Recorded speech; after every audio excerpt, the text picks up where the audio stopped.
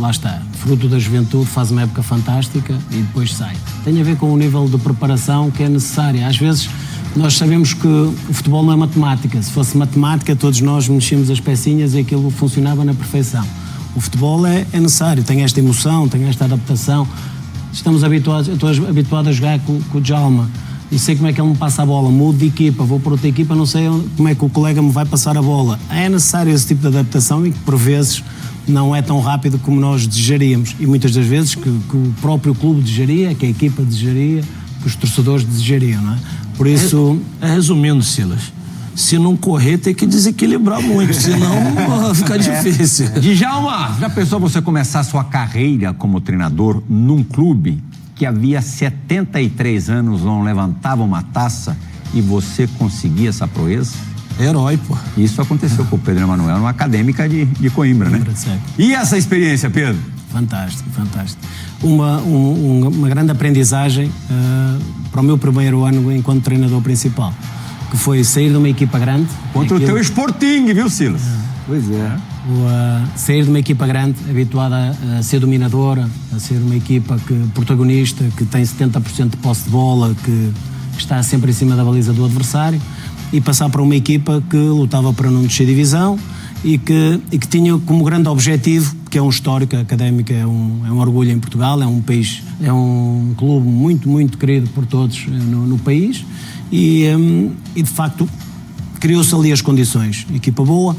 Uma das questões que foi fundamental para nós, a minha relação com o Porto, com o Benfica e com o Sporting da base, que eu já conhecia muitos dos jogadores da base, permitiram-me ir buscar emprestados vários destes jogadores, o Adriano Silva, o Cédric, jogadores que nessa altura estavam a despontar e que não tinham espaço nem no Porto, nem no Benfica, nem no Sporting. Mas podiam jogar contra você, não? Eles, quando jogávamos, não. Aí não podem jogar. Mas tínhamos 5 jogadores emprestados de Porto, Benfica e Sporting. Melhores jogadores lá, mas estavam parados e que para nós eram muito importantes. E esses jogadores, de facto, ajudaram-nos muito. E era uma vitrine para eles, né? Uma vitrine e depois elevaram a qualidade da equipa. E foi isso que nos permitiu chegar à final e bater-nos. Porque nós antes, quando nos quartos de final, já tínhamos eliminado o Porto. Olha. Tínhamos eliminado o Porto. Você deve ter sido 3-0. Um sentimento conflituoso. Foi logo no passado 6 meses, mas é o que é, somos profissionais. Eliminámos o Porto e foi a mesma coisa termos eliminado o Depor nas meias finais da Champions League. A partir daquele momento sentimos que aquilo tem que ser nosso, a taça tem que ser nossa e vamos em frente para isso. Ô Silas, você enquanto treinador já fez no primeiro tempo, aos 37 minutos, para ser bem preciso, 3 substituições de uma vez só, no primeiro tempo, sendo que na época só eram possíveis 3 substituições, não 5 como hoje? O treinador ali fez isso. fez, mas hoje em dia se calhar já não faz. Eu faria agora. Seria também, foi contra quem? Nós... Gil Vicente? Sim, estávamos... Era um adversário direto? Ele, quando estava falando aqui antes, ele falou, eu sou efusivo, eu não sou tranquilo, então meu time devia estar mal. Devia estar uma draga. E ainda fiz pior, porque cheguei ao intervalo e disse assim, eu só fiz 3 porque não posso fazer 11, senão fazia 11. Estava naquele momento, mas lá está. Hoje em dia, se calhar já como é lógico, é o nosso crescimento enquanto treinadores, mas tem a ver muito com isto, com esta efusividade com que nós deixamos de ser jogadores e passamos para o papel de treinadores. E surtiu o resultado nesse dia ou não? Isso que eu ia perguntar, deu certo? Surgiu, ganhamos 1-0 na segunda parte, mas já estávamos a perder 2-0 da primeira, por isso não deu. Mas serviu psicologicamente. Isso sim.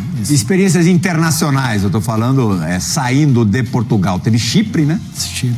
Como é que foi? Bom também, a equipa que lutava para ser campeã, já não era campeã há alguns anos, ganhamos a Copa, ganhamos a Supercopa lá, foi bom, foi uma primeira experiência fora, num país também, como é lógico, um país marginal da Europa, não era um campeonato, era o que eu queria, não queria sair logo para um campeonato não estando preparado. E fui para o Chipre, bebi isso, voltei a Portugal. Que talvez o André não tenha feito Vilas Boas, dado... Sei lá, isto foi uma ilação, isto é uma experiência minha, eu falei um pouco com isso. Mas o salto, o Pedro falou que o salto... O cara explode no Porto, ele vai para onde? Pro Chelsea, As oportunidades aparecem, foi uma dispensão. Sim, quem é que diz? Você não subiu no cavalo? Quem diz não? Se arrependeu depois, mas foi. Eu saí do Avaí, Grêmio. Se arrependeu, né, Sila? Flamengo. Tu não se arrependeu? O Zico foi na minha casa, me buscou. Não vai falar não pro Zico. Falar não pro Galo? E depois? E depois quebrei a cara. Mas foi uma experiência. Mas voltando aqui... Não dá. Não, porque voltando aqui ao André, é uma situação quase irrecusável, que é... Sim. O Chelsea queria muito o André e o Chelsea pagou a cláusula do André. O Porto recebeu 15 milhões para liberar um treinador. Para liberar um treinador.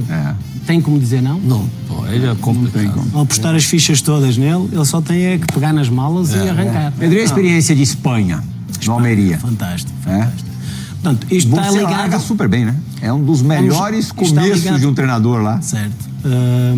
A ligação vem do mundo árabe. Portanto, eu a seguir venho a Portugal e temos um treinador português que... Que ano foi isso? 2018, 2019. Agora, recente. Não, não, para o Almeria. A primeira, para o Almeria já foi 19-20, precisamente. Vou à Arábia, também corre muito bem e ganhamos Copa, ficamos em terceiro lugar, a melhor classificação, apuramos lá para Na Arábia você dirigiu 3 clubes, né, em momentos distintos. E quando termina a época tenho este convite do Almeria. Não do Almeria, o dono o ministro dos desportos ia comprar um clube no estrangeiro e convidou-me para ser o treinador desse clube. E o clube que ele comprou foi o Almeria. E fomos para o Almeria e fizemos o melhor arranque de sempre e viemos embora fruto dos bons resultados, porque o objetivo era ficarmos na primeira fase, assinei 3 anos de contrato, para vermos que às vezes o futebol é fértil na instabilidade em muitos sítios do mundo. O objetivo para o primeiro ano era ficarmos nos 8 primeiros lugares, para no ano seguinte atacar a subida de divisão, e lá é muito competitivo. A segunda divisão espanhola é muito... Se a primeira mais qualidade, a segunda muito mais pegada, e foi muito, eu adorei. Só que entretanto fazemos o melhor arranque da história do Almeria e estamos em segundo lugar. Portanto, e o Sheik queria estar em primeiro lugar e então despediu-me passado 15 jogos. Saio em segundo lugar com a classificação direta para subir divisão. Mas pronto, isto faz parte, mas adorei a Espanha. Adorei aquele campeonato. Luiz Fabiano, você gosta do Darwin Núñez, o atacante uruguaio do Liverpool? Bom jogador, muito bom jogador. Passou pela mão do Pedro Emanuel no Almeria. Fomos nós que Já dá para sacar que o moleque era, né? Já era forte? Sim. Foi o maior investimento que nós fizemos na altura, mal chegamos ao Almeria, fruto também da questão da parte financeira, tem que ser o budget que não se pode ultrapassar. Íamos apostar num jogador. O presidente perguntou-me o que é que achas? Precisamos de um ponta de lança. E foi sem dúvida uma escolha nossa. Foi o maior investimento da história, naquela altura, da história do Almeria. Mas deu-se bem, eu fico, porque eu acho que isso é também um dos grandes prazeres que um treinador tem, é ver os seus jogadores depois a brotarem, não é? Portanto, e a realizarem-se, e eu acho que isso... Mas já dava para perceber que ele tinha um teto alto. Sim, aí ele vai da Almeria para o Porto. Almeria para o Benfica para o Liverpool. Do Porto, Benfica e depois... O Enzo, filho do Zidane, também jogou com você, né? Não, foi no ano seguinte já não estávamos lá. Você não estava mais lá? Não estava. Pensei que ele tivesse jogado com você. Ele é goleiro, né? Sim, era guarda-redes. Mas não. Você dirige, se aprofundando mais nas suas passagens na Arábia Saudita, de brasileiro, o Talisca no Al Nassr. Sim. Talisca é um cara que eu adoraria ver de novo jogando no Brasil, porque eu tenho a impressão que ele iria sobrar por aqui. Sim. Ele tem uma qualidade extraordinária.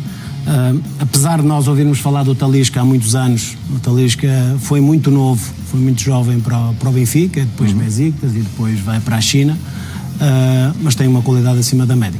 É lógico que num campeonato saudita a qualidade dele ainda se sobressai muito mais.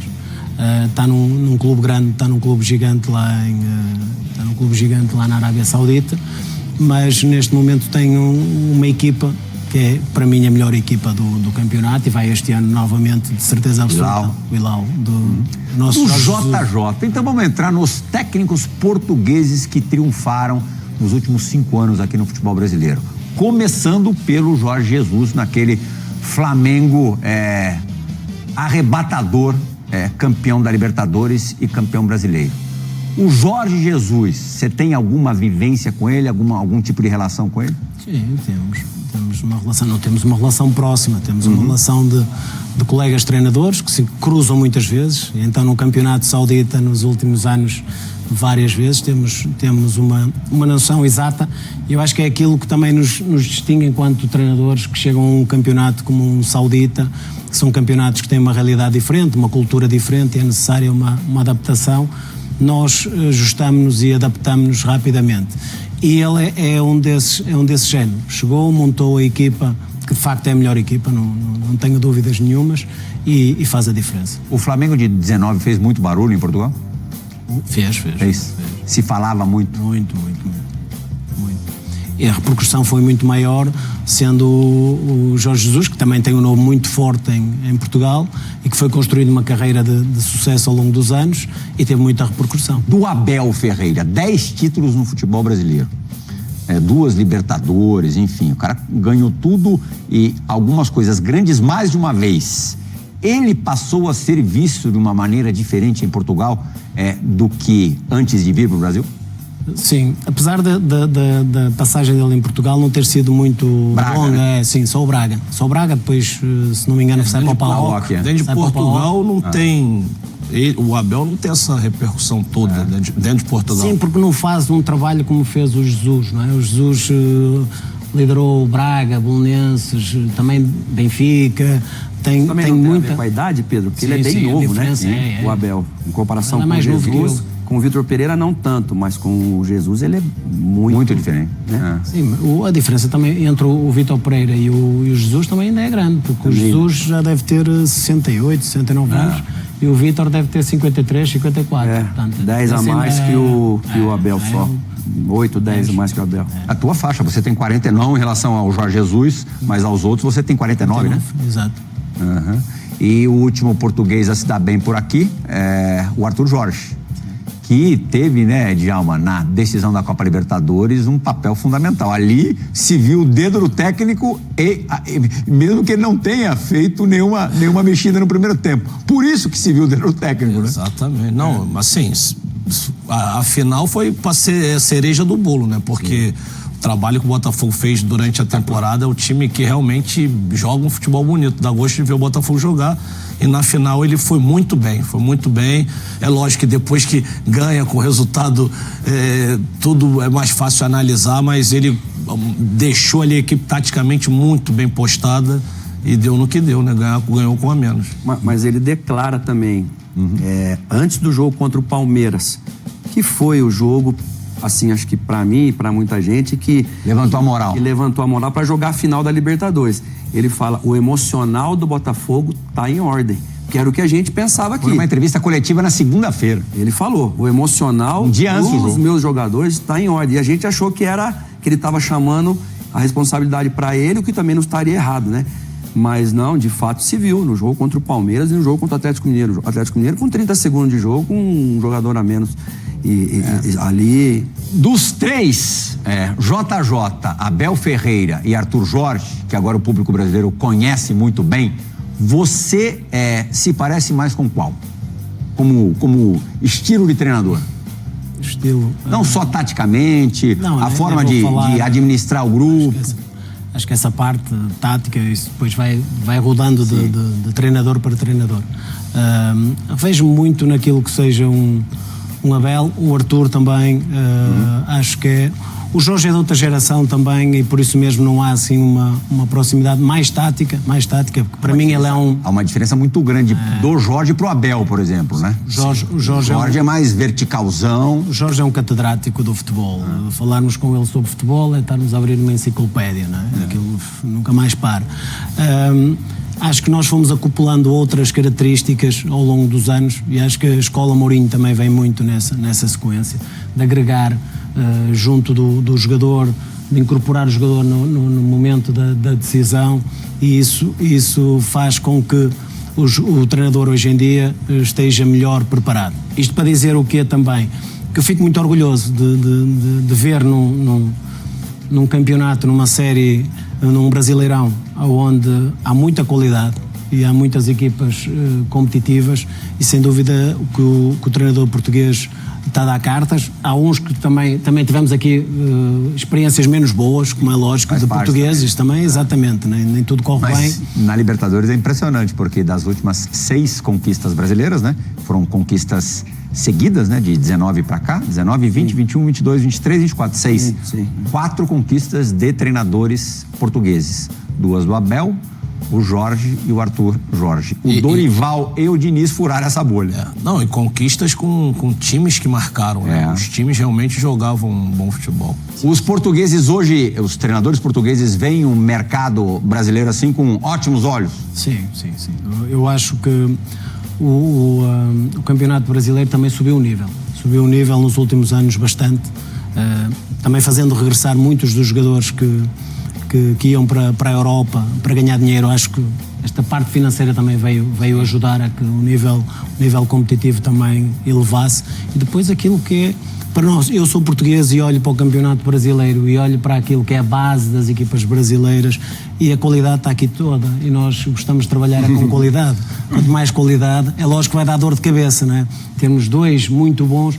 É diferente, por exemplo, estarmos na Arábia, sabemos que temos um muito bom e vamos ter um menos bom. Maior.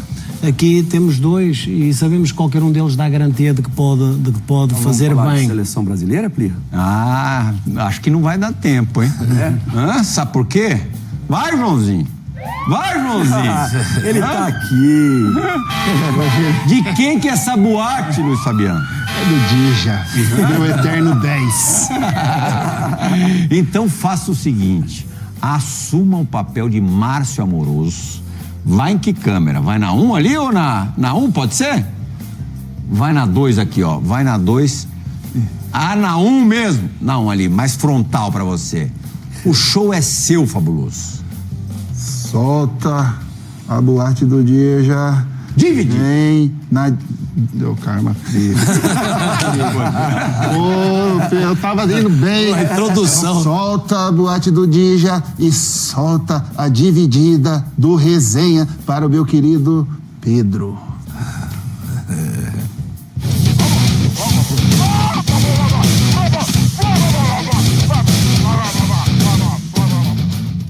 Fala, Plirra! O convidado de hoje é muito especial. Andas, pá! Pedro Emanuel.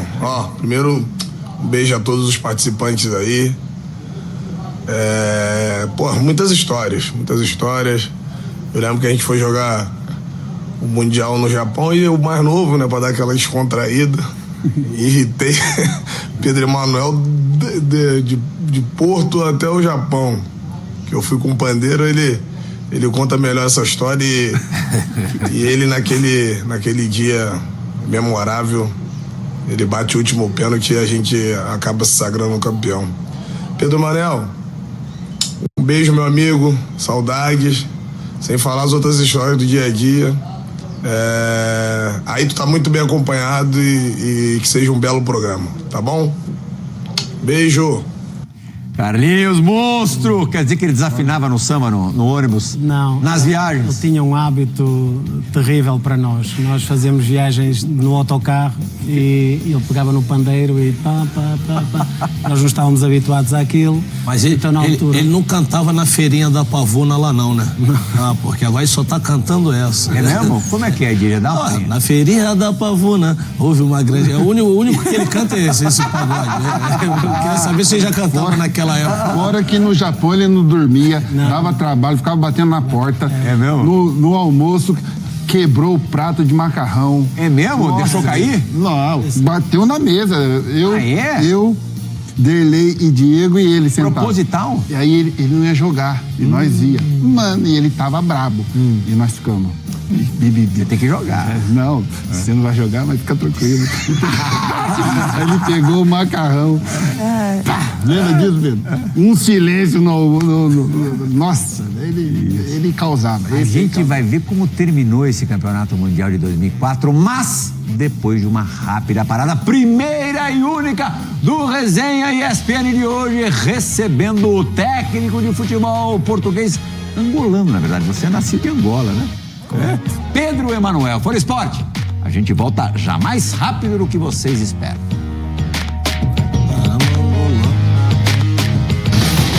For Esporte, de volta com Resenha ESPN, Pedro Emanuel, o treinador português aqui, hoje nos visitando. E no break, a dividida, para quem já estava acompanhando o programa, espero que todo mundo, foi do Carlos Alberto falando do pandeiro e tal, mas tem uma história específica do pandeiro, antes da perspectiva do campo, da gente mostrar o seu pênalti contra o Once Caldas. Conta rapidamente essa resenha. Vou contar, porque se for para contar muito mais do Carlos, temos aqui histórias nunca mais acaba. Ele tinha o pandeiro sempre, e nós nas viagens em Portugal, ele estava sempre com o pandeiro. Então, uma das vezes, o Jorge Costa pegou no pandeiro e atirou pela janela. Jogou acabou pela o pandeiro. mesmo? Jogou pela janela. Para acabar com a festa. Acabou o pandeiro. Só que ele tinha outro pandeiro no saco, foi buscar outro pandeiro e continuou. Então, quando vamos para o Japão, que é essa que ele está a contar, nós não podíamos abrir a janela para mandar o pandeiro, então escondíamos o pandeiro e ele andava, achava novamente o pandeiro e então continuava. Eu lembro-me na viagem de regresso, estar a adormecer e só ouvia o pandeiro ao longe e alguém dizia, para com essa porra. E ele fazia de viu, Luiz? Tem gente que fazia carta na manga, ele tinha um pandeiro na manga. Tinha 2 trirras. Chegou a hora, For Esporte. Perspectiva no campo, roda a vinheta, Johnny Gonzalez.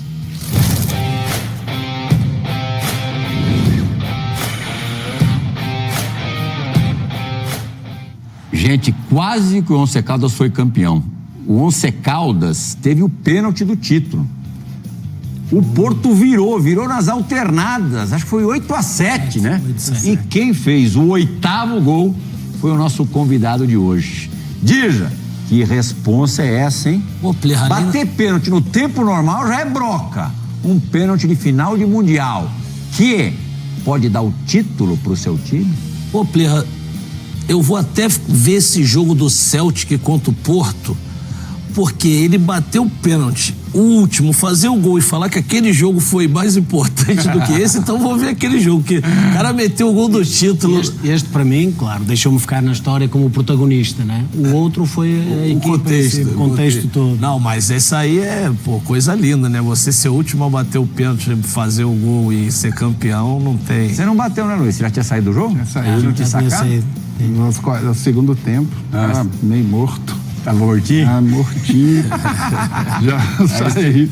O cara que não vai bater, que sabe que não vai bater, já vê os pênaltis mais aliviados, né? Já, nossa. Nem me diga, nem me fale. O futebol tem disso, né, Plirra? O Montiel, na Copa do Mundo agora argentino, é sacado do time, entra no jogo contra a França na final, e ele que bate o último pênalti, bate bem.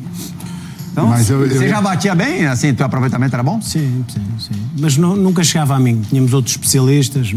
É verdade, dificilmente. Batido, não foi nem o 8º, né? Foi o 9º, porque um foi perdido. Um foi perdido. Maniche, o goleiro pegou. Pedro Emanuel, e trabalhar no Brasil tá nos teus planos ou não?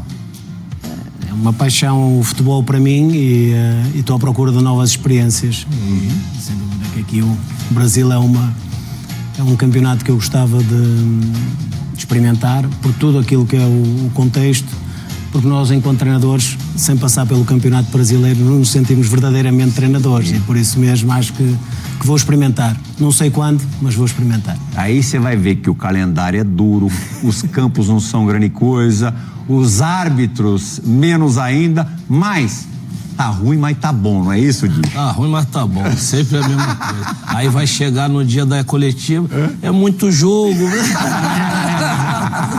Não tem jeito. Mas embora que é bom, ninguém quer.